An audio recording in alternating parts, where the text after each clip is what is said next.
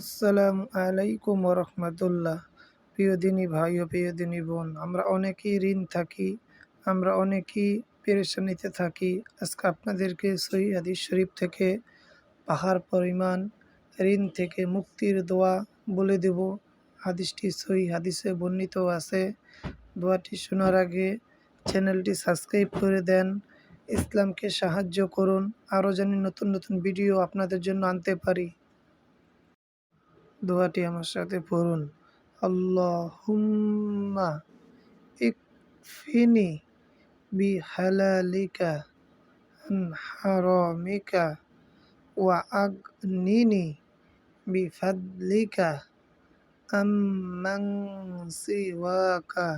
এই দোয়াটি যে ব্যক্তি পড়বে সে যদি পাহাড় পরিমাণ ঋণ থাকে, হাদিস শরীফে বর্ণিত আছে, আল্লাহ তাআলা তার পাহাড় পরিমাণ ঋণও পরিশোধের ব্যবস্থা করে দিবেন। দোয়াটি শোনার আগে আমার চ্যানেলটি সাবস্ক্রাইব করে দেন। দোয়াটি আমার সাথে আরবিতে পড়ুন। আল্লাহুম্মা ইকফিনি বিহালালিকা আন হারামিকা ওয়া আগনিনি বিফাদলিকা আম্মান সিওয়াকা। নবীজি বলেছেন এই দোয়াটি